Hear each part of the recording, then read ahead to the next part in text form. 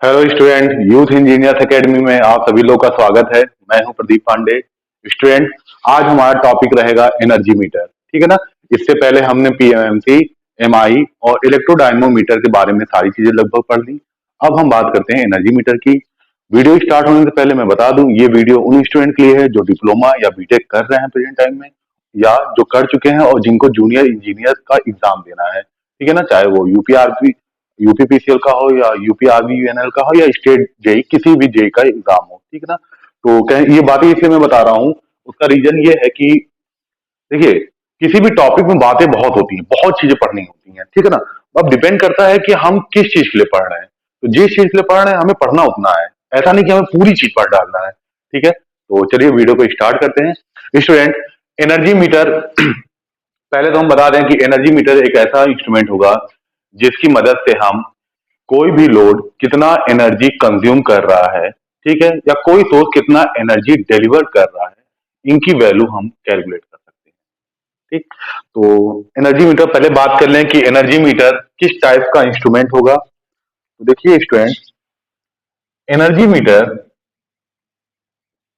Integrating type instrument है।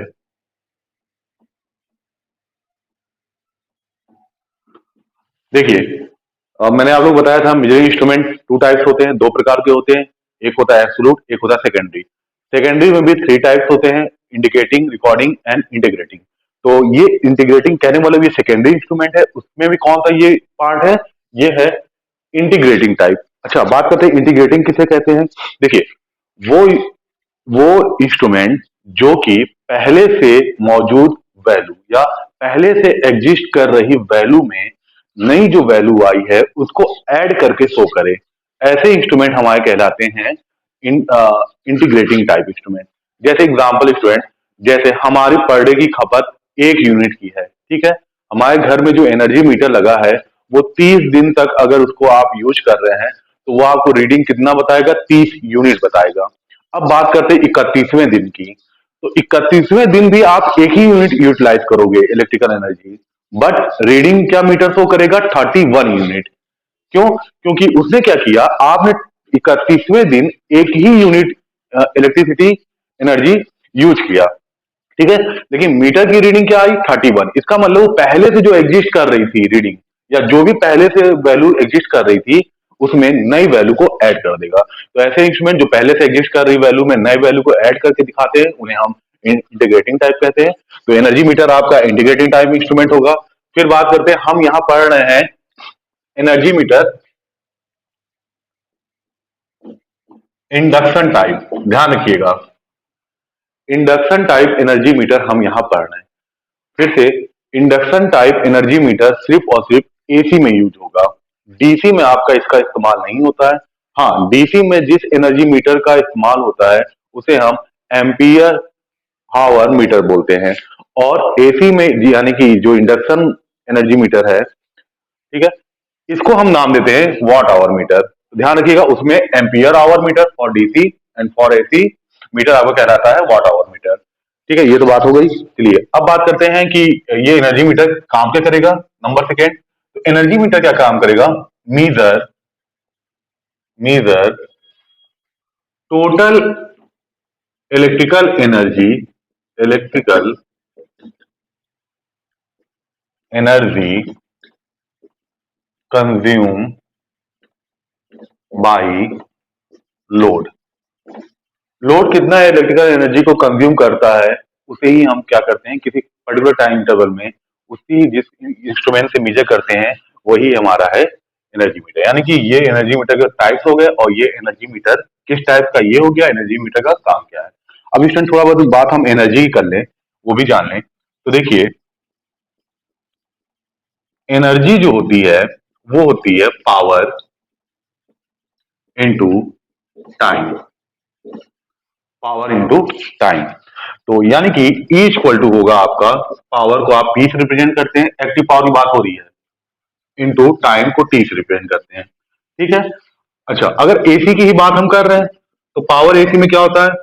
VL IL cos phi. ठीक है ना, इंटू टी।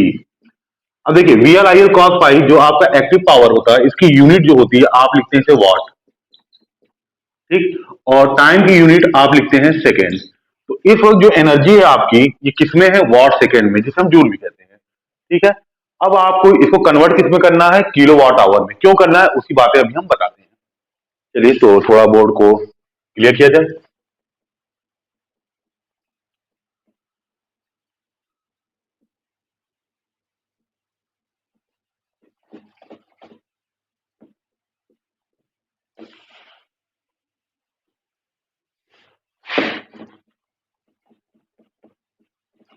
देखिए friend, E equal to energy equal to watt into second आपका आया, ये नीचे मैंने बताया। अब हमको किलो वॉट आवर करना है, तो वॉट को किलो वॉट में कन्वर्ट करने के लिए क्या करना है, वॉट में 1000 डिवाइड कर दीजिए, और सेकेंड को घंटे में या सेकेंड को आवर में बदलने के लिए क्या करना है, सेकेंड से क्या करिए 3600 डिवाइड कर दीजिए। तो अब देखिए एनर्जी आपकी क्या आ जाएगी, वॉट क्या था, VL IL cos five upon 1000, और ये आया आपका और टाइम टी इन सेकेंड 3600, ठीक है। एनर्जी का ये आपका फॉर्मूला आया। एक चीज ध्यान रखिएगा, इस फॉर्मूले का यूज हम न्यूमेरिकल प्रॉब्लम में बहुत करेंगे। एक और बात स्टूडेंट, एनर्जी मीटर का ये जो वीडियो है ये दो पार्ट में होगा, टू पार्ट में होंगे, क्योंकि एनर्जी मीटर के थ्योरी से जितने क्वेश्चन आते हैं उतने ही क्वेश्चन इसके न्यूमेरिकल भी आते हैं, ठीक है। तो एक ही वीडियो में इन सारी चीजों को ला पाना बड़ी मुश्किल है, तो इसके दो वीडियो बनेंगे। एक मिनट स्टूडेंट, ठीक है। तो इतनी बातें तो हो गई। चलिए, हाँ, अब बात करते हैं कि हम किलो वॉट आवर क्यों पढ़े, क्यों नहीं वॉट सेकेंड में रखा गया, क्यों किलो वॉट आवर में ही सारी चीजें कर रहे हैं। क्योंकि देखिए हमारे इंडिया में जो इलेक्ट्रिसिटी बोर्ड है वो हमसे इलेक्ट्रिकल एनर्जी अगर हम कंज्यूम करेंगे तो वो हमसे पर यूनिट चार्ज लेता है। जैसे हमारा जो इलेक्ट्रिसिटी का बिल भी आता है, आप कभी देखिएगा तो उसमें ये लिखा रहता है कि आपने कितने यूनिट इलेक्ट्रिसिटी कंज्यूम, ठीक है ना। तो इसका मतलब अगर हम बात करते हैं 1 यूनिट, ये आपका बराबर होता है 1 किलो वाट आवर के। इतनी बात समझे स्टूडेंट, कि 1 यूनिट जो होगा आपके 1 किलो वाट आवर के बराबर होगा। इसका मतलब अगर हम कोई लोड लगाया, ठीक है, किसी पर्टिकुलर टाइम के लिए, और उस लोड ने हमारा जो भी एनर्जी कंज्यूम किया उसकी quantity I 1 kilo watt our, तो इसका मतलब हमारे जो एनर्जी मीटर है उसमें 1 यूनिट रीडिंग इंक्रीज कर जाएगी। अगर एग्जाम्पल, अगर पहले मीटर की रीडिंग 50 यूनिट है और हमारा लोड ने एनर्जी कंज्यूम किया 1 किलो वाट आवर, तो अब मीटर की रीडिंग जो आप देखेंगे वो कितनी हो जाएगी, 51 यूनिट। तो 1 unit equal to 1 kilo watt hour, इसीलिए हम एनर्जी को किसमें क्या कहते हैं, कन्वर्ट कर लेते हैं किलो वाट आवर में। ये देखिए ये जो चीजें आई हैं इसे यही आपकी किसमें है, यही आपकी किलो वाट आवर में है। कहने का मतलब ऐसा करने से हमारा वाट सेकेंड कन्वर्ट हो जाता है किलो वाट आवर, ठीक है। तो इसलिए हम किलो वाट आवर से ही चलते हैं, क्योंकि ये 1 kilo watt our he 1 unit होता है। हाँ, एक और चीज, कुछ बातें और एनर्जी की बता दें। देखिए इसका मतलब क्या है 1 किलो वाट आवर का, थोड़ा सा ऐसे समझ लीजिए कि जैसे मान लीजिए एक लोड है 100 वाट 1000 वाट का, ठीक है। जैसे आप रूम हीटर यूज कर रहे हैं, आजकल ठंडियों में समय है, मान लीजिए हमने पानी गर्म करने के लिए हीटर लिया या रूम को हीट करने के लिए हीटर लिया, उसकी रेटिंग लिखिए 1000 वाट।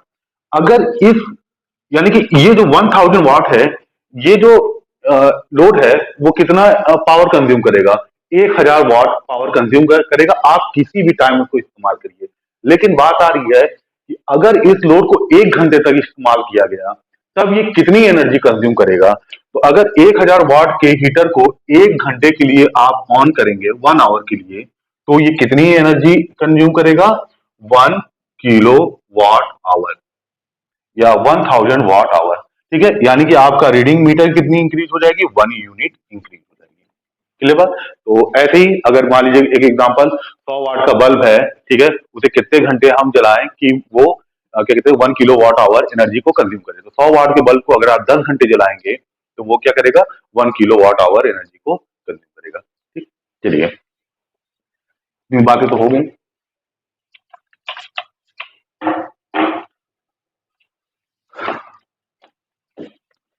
ये तो बात हमने देखा बेसिक चीजें कि एनर्जी मीटर किस टाइप का इंस्ट्रूमेंट है। फिर हमने देखा एनर्जी मीटर क्या काम करता है। फिर हमने देखा थोड़ी बहुत बातें कि जब एनर्जी मीटर के बारे में पढ़ रहे हैं तो जाहिर सी बात है हमें एनर्जी के बारे में भी कुछ पता होना चाहिए।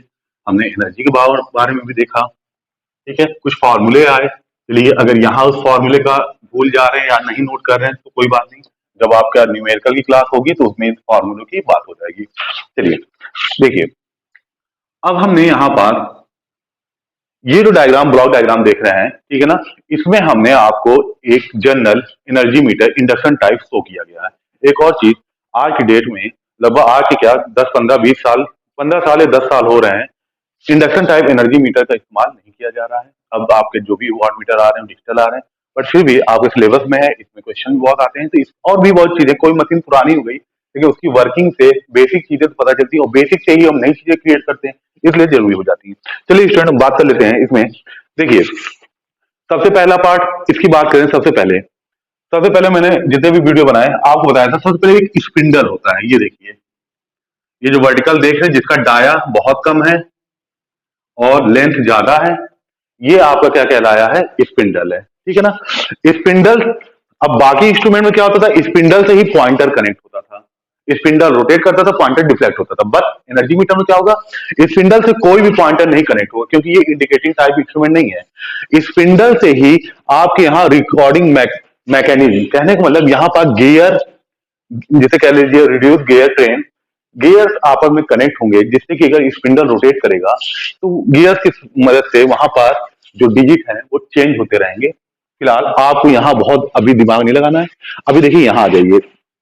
अब देखिए मैंने किया क्या, हमने दो कोर लिए। कौन से कोर, एक कोर हमने देखिए ऊपर लिया जिसे हम शंट मैग्नेट कह रहे हैं। ये आपका एक्चुअली पहले ही मैग्नेट नहीं, ये एक कोर है। किसका किसका बना, सिलिकॉन स्टील का बना कोर है, जैसे ट्रांसफार्मर का कोर होता है।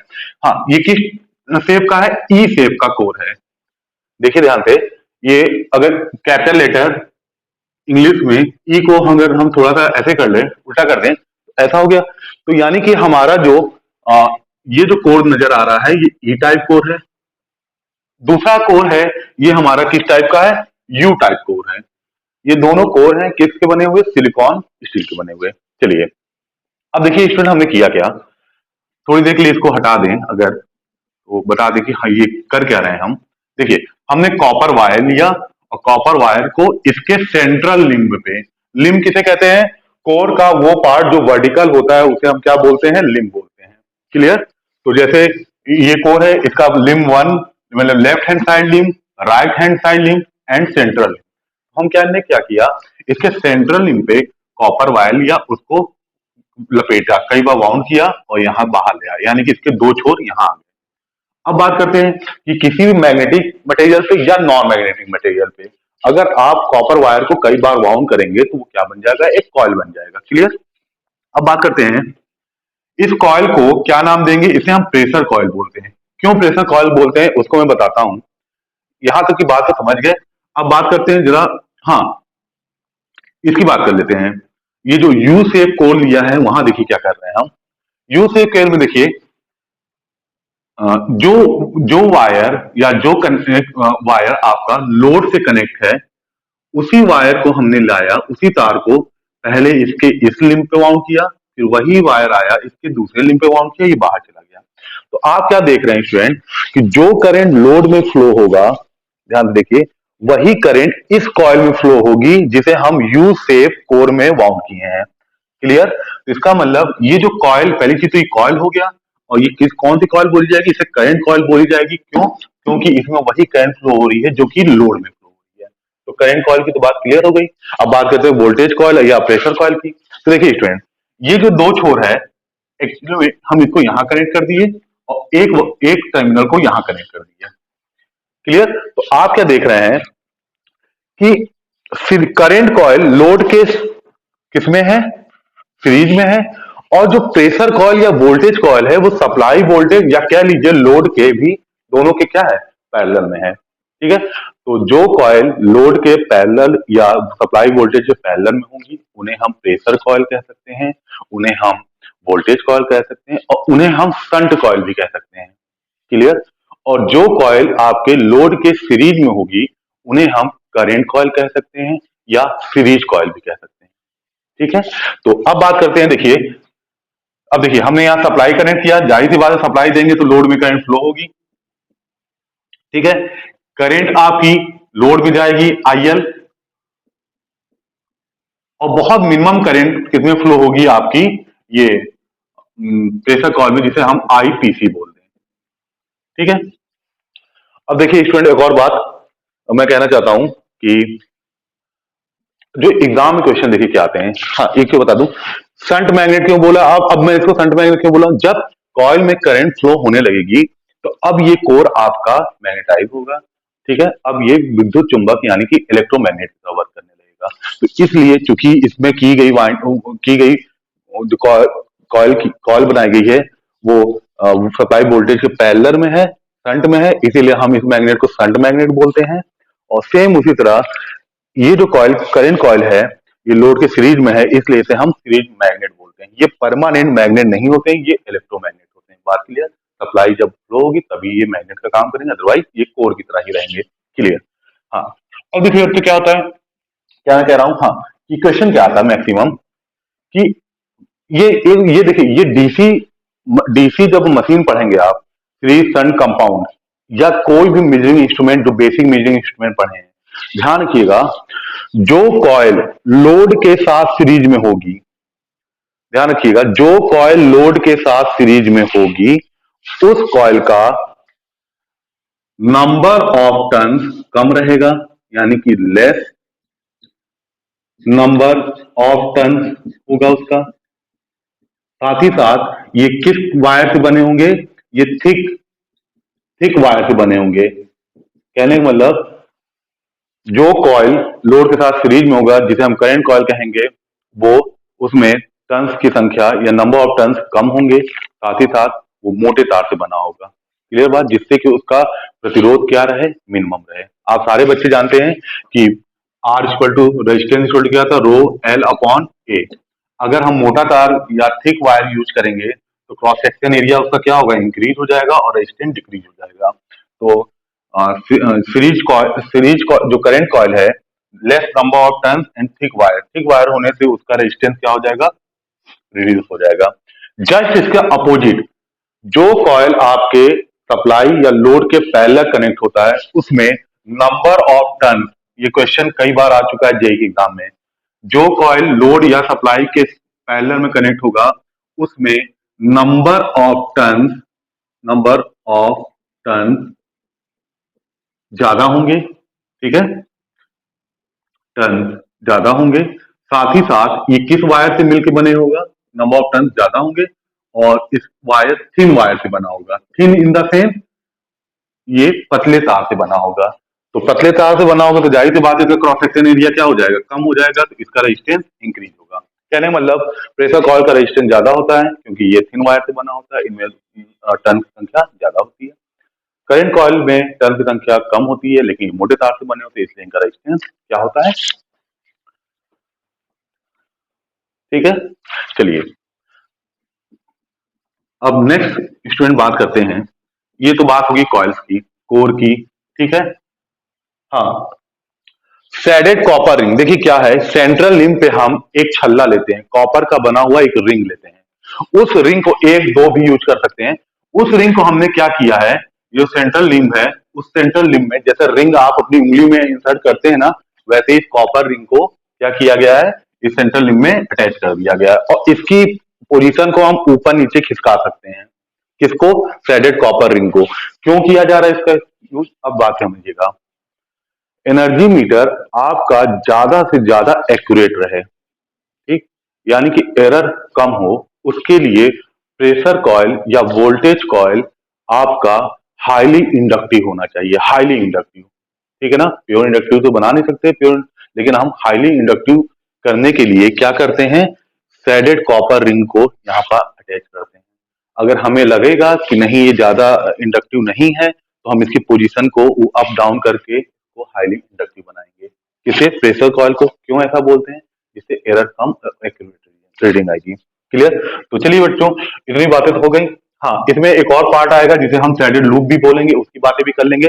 अब देखिए बच्चों, हम क्या कर रहे हैं, स्टूडेंट, एक बात ध्यान रखिएगा कि एग्जाम में सबसे ज्यादा इसके छोटे छोटे चीज, मतलब कोई चीज कहाँ की यूज हो रहा है, कैसा यूज हो रहा है, क्या वर्क करेगा, इन पे न्यूमेरिकल न्यूमेरिकल कह रहे हैं, क्वेश्चन खूब पूछे जाते हैं। हाँ, ये कैसे वर्क करता, कैसे वर्क में, ये कैसे, मतलब कि ये एल्युमिनियम डिस्क कैसे रोटेट होगा या स्पिंडल कैसे रोटेट होगा, कैसे मैग्नेटिक फील्ड बन रहा होगा, इन पे उतना आप फोकस मत करिएगा। फिर भी आप जान लीजिए कि ये स्पिंडल कैसे रोटेट होगा। ठीक है, अब देखिए, आप यहां देखिए, हमने एक डिस्क लिया है। ठीक है, डिस्क जैसे कि आप, डिस्क सारे बच्चे समझ रहे हैं, जैसे बहुत समय पहले सीडी प्लेयर में जो सीडी आप इंसर्ट करते थे, ये वो कैसी होती थी, एक डिस्क की तरह होती थी। या आपके जेब में जो कॉइन पड़ा है वो भी एक क्या है, डिस्क ही है, डिस्क की तरह है। ठीक है, तो एक डिस्क लेंगे, तो हालांकि ये काफी मोटा लग रहा है, बट ये पतला सा एल्यूमिनियम का बना डिस्क होता है। एल्यूमिनियम क्यों लेते हैं, क्योंकि ये लाइट वेटेड होता है। ठीक है, ब्रेकिंग मैग्नेट लगाए हैं यहाँ पास, इसकी बातें अभी करेंगे बाद में। अभी हम बात कर लें कि अगर हम सप्लाई दिए, मतलब कहने मतलब एनर्जी मीटर को लोड और सप्लाई से अगर कनेक्ट कर दिए, तो ये एल्युमिनियम का डिस्क कैसे रोटेट करेगा और इससे अटैच स्पिंडल कैसे रोटेट करेगा, और स्पिंडल से अटैच गियर कैसे काम करेंगे और रीडिंग कैसे आएगी, इसकी बात कर लें। ठीक है, तो इसकी बात थोड़ी जल्दी करते हैं, ध्यान रखिएगा बच्चों। देखिए होता क्या है, जब करंट हमारी प्रेशर कॉइल में फ्लो होगी, तो प्रेशर कॉइल क्या बनाएगा, फ्लक्स बनाएगा, जिसे हम नाम देते हैं फाई पी। ठीक है, जब करंट हमारी करंट कॉइल में फ्लो होगी, तो करंट कॉइल हमारी फ्लक्स बनाएगी, जिसे हम बात फाई, करंट कॉइल को बोल रहे हैं फाई सी, फाई सी सी। ठीक है, यानी कि एल्युमिनियम के डिस्क के चारों तरफ दो मैग्नेटिक फील्ड आ गए।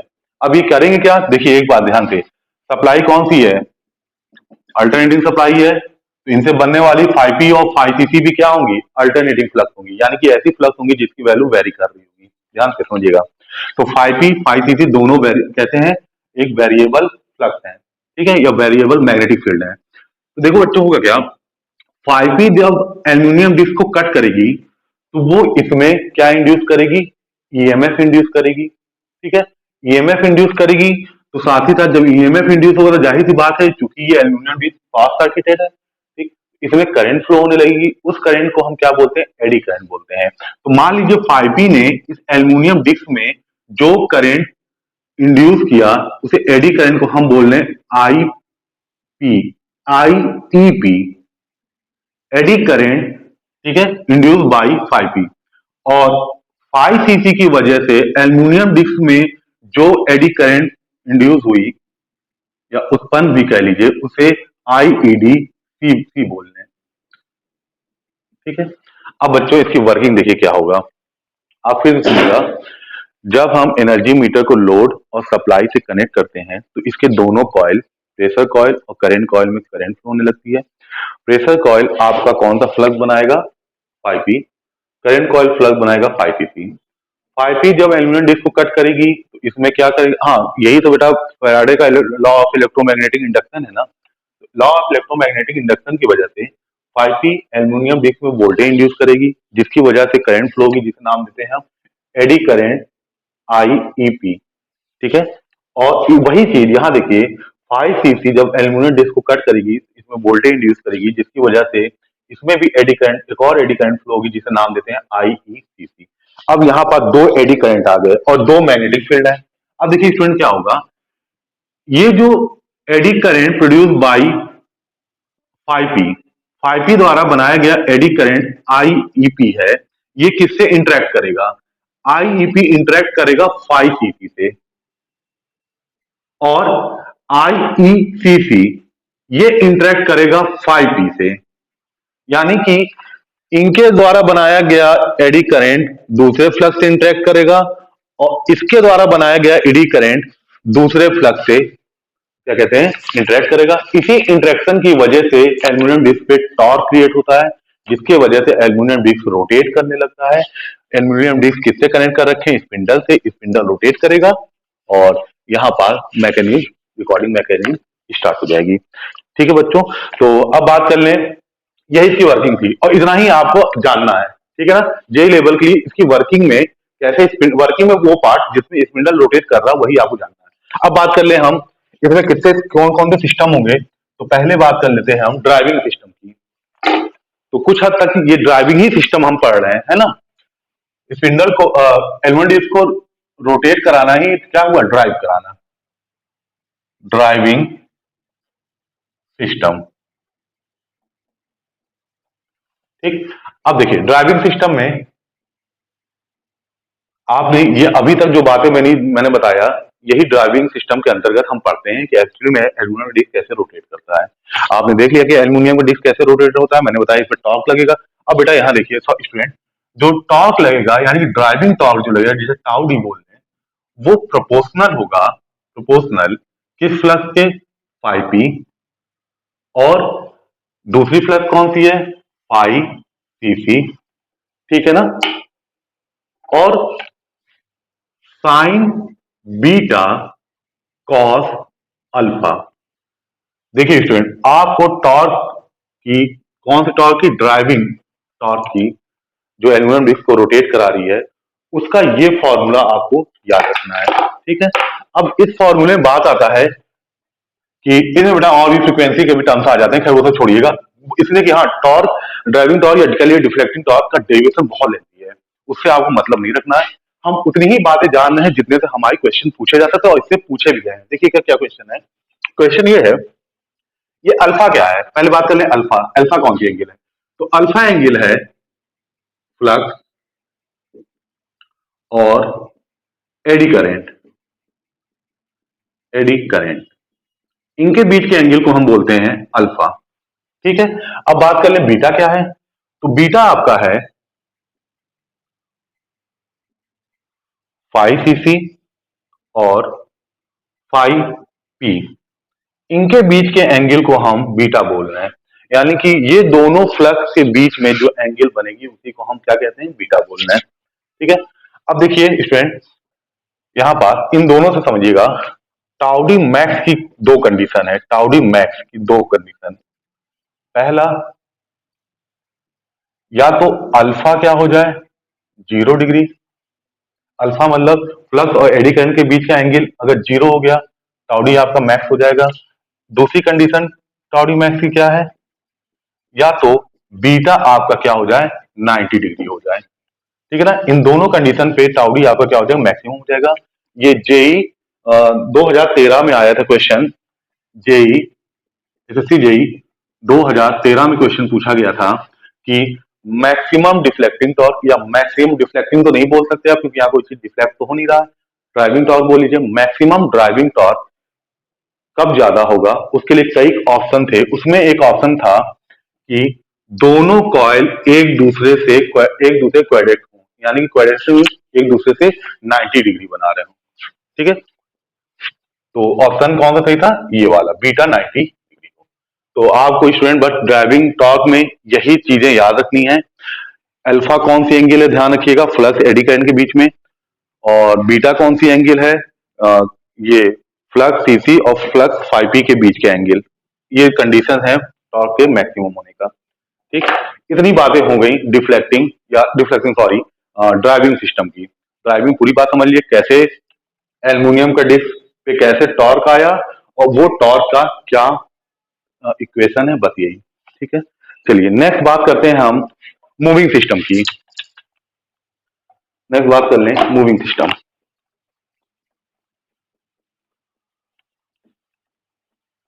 देखिए स्टूडेंट, ड्राइविंग सिस्टम में तो बहुत चीजें हैं जिसकी वजह से आपका एल्युमिनियम का डिस्क रोटेट कर रहा। तो ड्राइविंग सिस्टम में शंट मैग्नेट भी है, सीरीज मैग्नेट भी है, प्रेशर कॉइल भी है, करंट कॉइल भी है ना।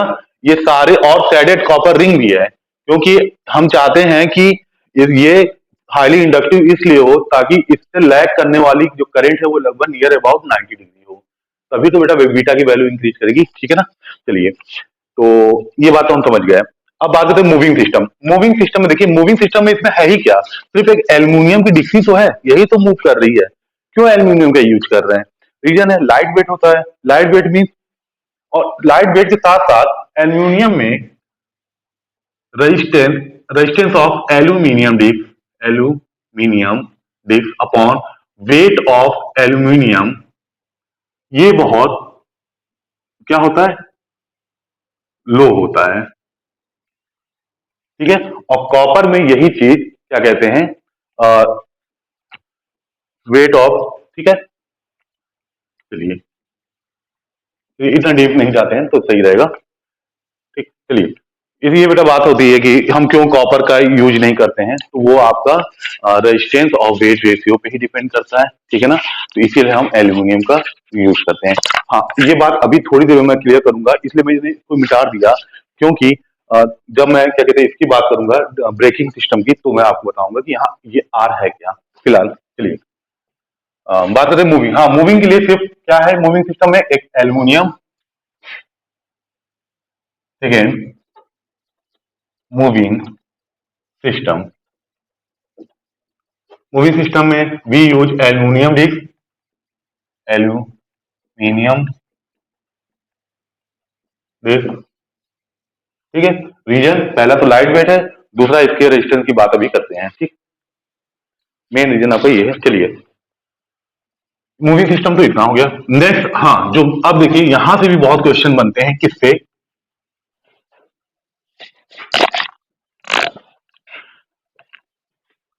ठीक है स्टूडेंट। तो यहां तक की बात हो गई, अब बात करते हैं हम इसके बारे में, बता रहे थे आपको ब्रेकिंग मैग्नेट के, इसका मतलब ब्रेकिंग सिस्टम। तो हेडिंग आपकी होगी ब्रेकिंग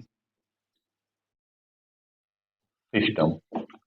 देखिए, इसी अब यही बात तो क्लियर होने में थोड़ी दिक्कत है, क्योंकि काफी चीजें यहाँ आ गई हैं, तो मैंने थोड़ा सा साइड में बना दिया है।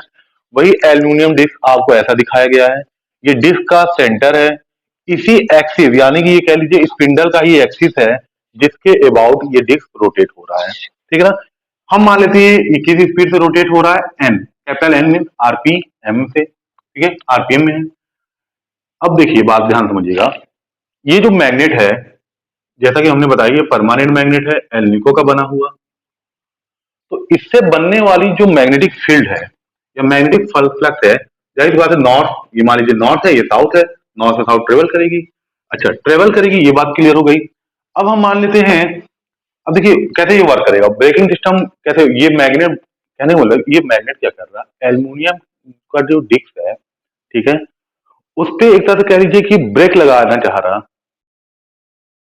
एक चीज और, ब्रेक क्यों यूज कर रहे हैं हम, क्यों नहीं ब्लॉकिंग सिस्टम इसे बोल रहे हैं, हम इसे ब्लॉकिंग नहीं बोल रहे, ब्रेकिंग सिस्टम बोल रहे हैं।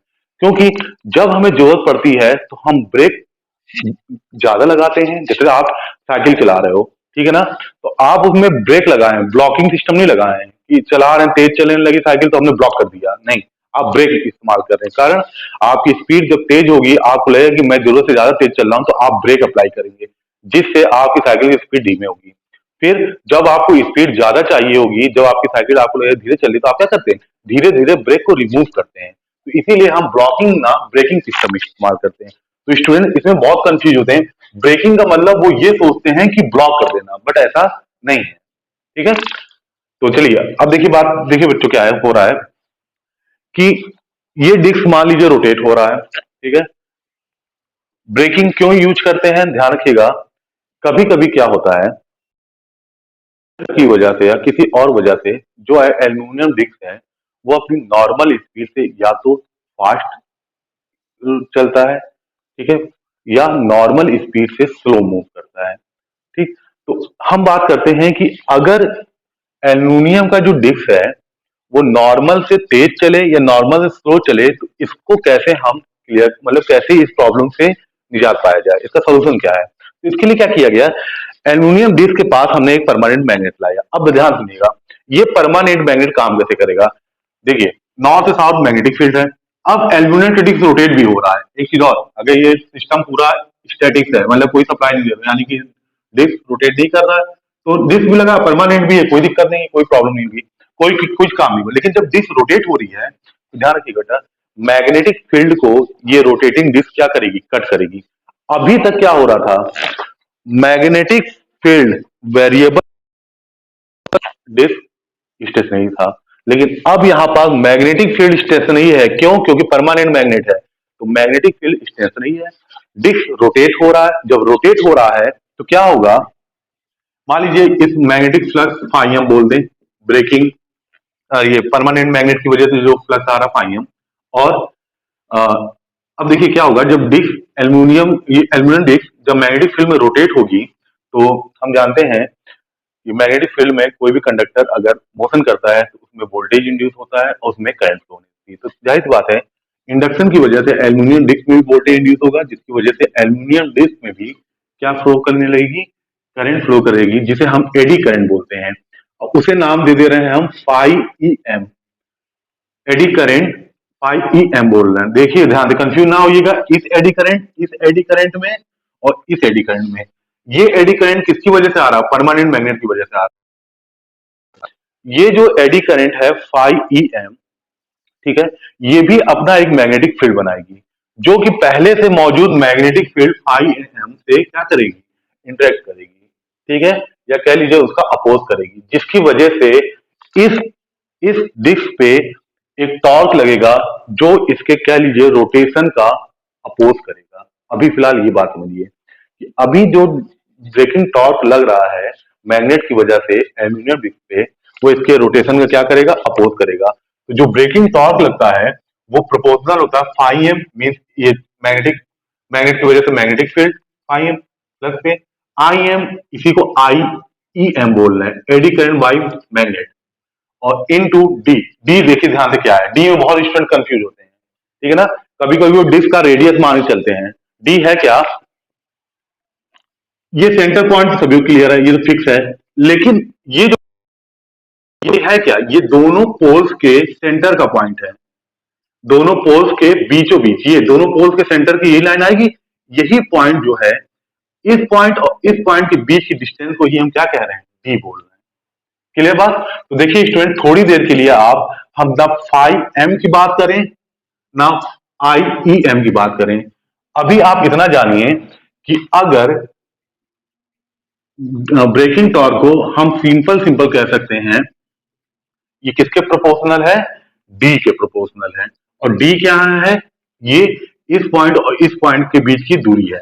अब देखो स्टूडेंट, अगर हमारा मीटर फास्ट चल रहा है, तो जाहिर सी बात है फास्ट चल रहा है इसका जरूर तेज चला, तो हमें क्या करना पड़ेगा, ब्रेकिंग टॉर्क टाउ बी की वैल्यू इंक्रीज करनी पड़ेगी। तो उसके लिए क्या होगा, फॉर, या लिख लीजिए,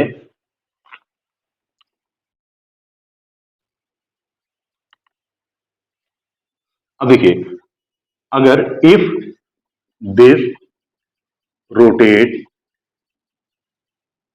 फास्ट, अगर डिस्क अभी फास्ट रोटेट कर रही है, तो आपको टाउ बी ब्रेकिंग टॉर्क की वैल्यू क्या करना पड़ेगा, इंक्रीज करना पड़ेगा। इसके लिए ये कैसे इंक्रीज होगा, अगर आप डी डी की वैल्यू को इंक्रीज करेंगे। अब देखिए बच्चों, ये डी की वैल्यू इंक्रीज कैसे होगी, ये पॉइंट तो फिक्स है, बट हम क्या कर सकते हैं, इस पॉइंट को वेरी कर सकते हैं मैग्नेट को आगे पीछे करके, ठीक है ना। इसका एक और तरीका है, बट इतना जानिए कि हम मैग्नेट को आगे और पीछे करके, देखिए अगर हम इस मैग्नेट को इधर लाएंगे, लेफ्ट साइड लेते जाएंगे, तो एन एस भी लेफ्ट होता जाएगा, तो यानी कि एन एस का सेंटर भी जो होगा वो क्या होता जाएगा, तो इधर लेफ्ट साइड शिफ्ट होता जाएगा, तो डी की वैल्यू इंक्रीज होगी। तो यानी कि अगर मीटर फास्ट चल रहा है, हम इस पे ब्रेकिंग कर रहे हैं, तो इस मैग्नेट को किधर मूव कराएं, इधर, ठीक है, इधर मूव कराएंगे तो टाउ डी क्या होगा, इंक्रीज करेगा। क्यों, क्योंकि डी क्या हो रहा है, इंक्रीज हो रहा है। क्लियर बात। चलिए अब बात कर लें, ये अगर जगह है, अच्छा थोड़ा सा जगह बनाते हैं, ध्यान रखिएगा ब्रेकिंग सिस्टम है, ब्लॉकिंग सिस्टम नहीं है, यहां बहुत कंफ्यूज होते हैं स्टूडेंट। अब देखिए सेकेंड केस, ये तो पहला आपने देखा, second, if this rotate slow, अगर डिस्क आपकी स्लो रोटेट हो रही है, यानी कि जितनी उसको जिस स्पीड से रोटेट होना चाहिए था उससे उसकी स्पीड किसी वजह से स्लो पे रोटेट हो रहा है, तो क्या करना है, तो हमें क्या करना है, यानी कि ब्रेकिंग टॉर्क की वैल्यू को डिक्रीज करना है। देखिए स्टूडेंट, जब हम साइकिल चलाते हैं हमें लगता है कि हमारी स्पीड बहुत स्लो गई, तो जो उस पे अप्लाई आपने ब्रेक किया है पहले ब्रेक को हटाएंगे ना, यानी कि ब्रेकिंग टॉर्क की वैल्यू को डिक्रीज करेंगे। इसके लिए डी की वैल्यू को क्या करना पड़ेगा, डिक्रीज करना पड़ेगा, यानी कि ये जो लेंथ है इसको डिक्रीज करना पड़ेगा। और ये लेंथ कैसे डिक्रीज होगी, जब आप इस मैग्नेट को किधर मूव कराएं, किधर, राइट साइड लेके जब जाएंगे। ध्यान दीजिए, ये एन एस दो मैग्नेट है बेटा, इन्हीं का सेंटर है ये पॉइंट जहां ये मेरा ये दोनों फिंगर मिल रहे हैं, यही डी। अगर हम इस पूरे मैग्नेट को राइट साइड लेते जाएंगे तो ये डी क्या होता जाएगा, ये पॉइंट इधर शिफ्ट होगा, डी डिक्रीज होता जाएगा। तो लगने वाला ब्रेक भी, ब्रेकिंग टॉर्क भी क्या होगा, डिक्रीज होगा। ब्रेकिंग टॉर्क डिक्रीज होगा तो इस क्या होगा, हाँ, तो अब समझिए इसके लिए किधर मूव करना, इधर साइड। अगर इस मैग्नेट को इधर मूव करेंगे तो टाउ डी डिक्रीज होगा, क्यों डिक्रीज हो रहा, ये बात समझिए स्टूडेंट, ठीक है। अब एक और बात समझिएगा, अभी तक मैंने स्पीड एम की बात नहीं की है, सारे स्टूडेंट इस बात को नोट करिएगा, अभी तक मैंने स्पीड एन की बात एकदम नहीं की है। तो हमने क्या देखा, speed of disc is inverse proportional to breaking torque, ये बात क्लियर। अगर ब्रेकिंग टॉर्क स्पीड तेज है, ब्रेकिंग टॉर्क की वैल्यू बढ़ा दीजिए, स्पीड स्लो हो जाएगी। और अगर यानी कि स्पीड नॉर्मल स्पीड पे आ जाएगी।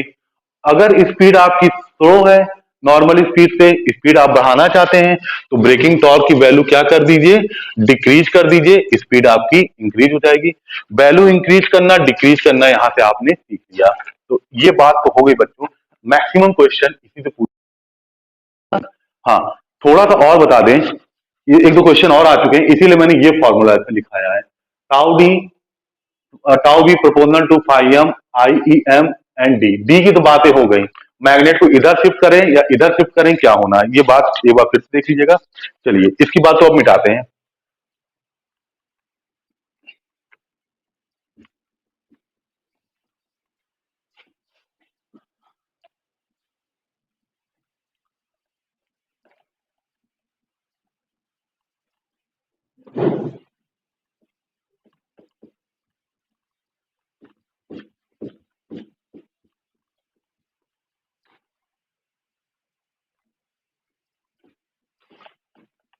अब देखिए स्टूडेंट,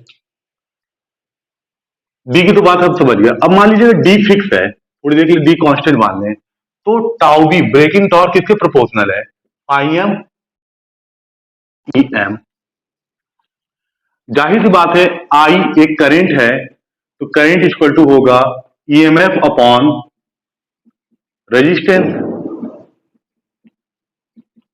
तो आई ई एक एडी करंट है, ईएमएफ मान लीजिए एडी क्या कहते हैं, परमानेंट मैग्नेट की वजह से एल्यूमिनियम डिस्क में जो ईएमएफ इंड्यूस हो रहा है उसे कुछ भी नाम दे दीजिए, मैग्नेट है तो ई एम बोल लीजिए, अपॉन इसको स्मॉल आर बोल लीजिए। स्मॉल आर है रेजिस्टेंस ऑफ एल्यूमिनियम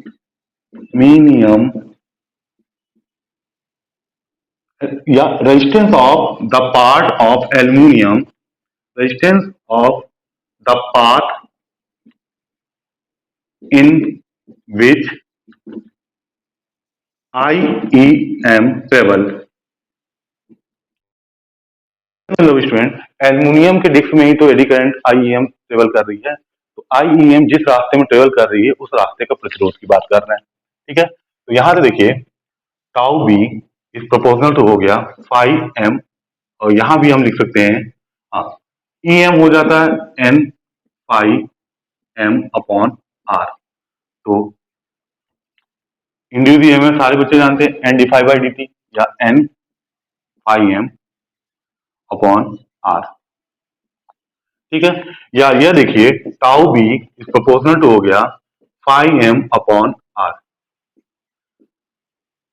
ये उस समय की बात हो रही है जब क्वेश्चन थोड़ा सा और आगे पूछना चाहेगा, ध्यान दीजिएगा।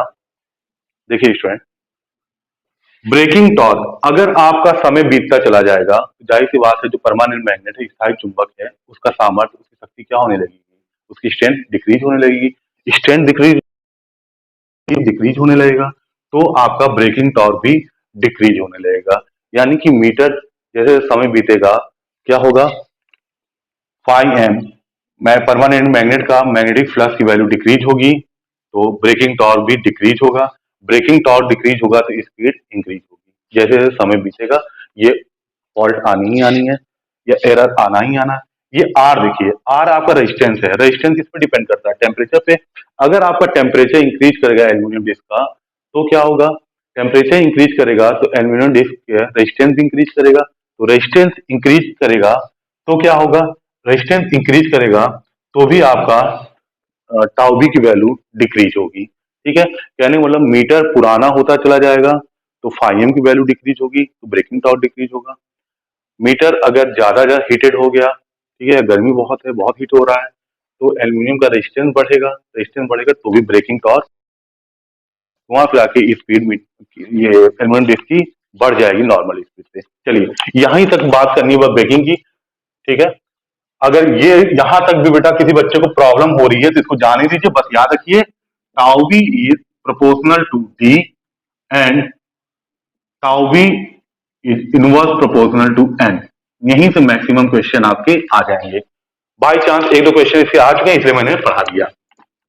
चलिए फ्रेंड, ये तो बात हो गई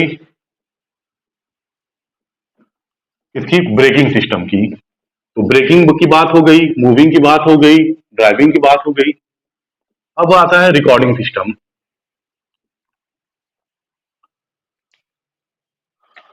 या रिकॉर्डिंग जिसे कहते हैं, रिकॉर्डिंग मैकेनिज्म बोल लीजिए या सिस्टम बोल लीजिए। तो इसमें सबसे पहले तो हम क्या यूज करते हैं, रिड्यूस गियर। ट्रेन का गियर्स आपके यहाँ एक दूसरे से कनेक्ट होंगे। ठीक है, फिर बात करते हैं जो आपका एनर्जी मीटर होता है उसमें आपके टोटल जो पहला डिजिट होगा, दूसरा, तीसरा, चौथा। ठीक है, पहला डिजिट आपका 1 यूनिट शो करेगा, दूसरा डिजिट आपका 10 यूनिट शो करेगा, तीसरा डिजिट आपका 100 यूनिट शो करेगा, चौथा डिजिट आपका 1000 यूनिट शो करेगा। ठीक है ना। तो देखिए बच्चों, ज्यादातर क्वेश्चन आपके पूछे जाएंगे, क्या कहते हैं, इतनी बातें तो हो गई, और ज्यादातर क्वेश्चन आपके ब्रेकिंग से भी पूछे जाएंगे, ड्राइविंग से भी पूछे जाएंगे। कुछ क्वेश्चन आपके इससे भी आए हैं, ऐसा नहीं है, रिकॉर्डिंग से भी। तो इसकी बातें हम नेक्स्ट लेक्चर में करेंगे। ठीक है इसमें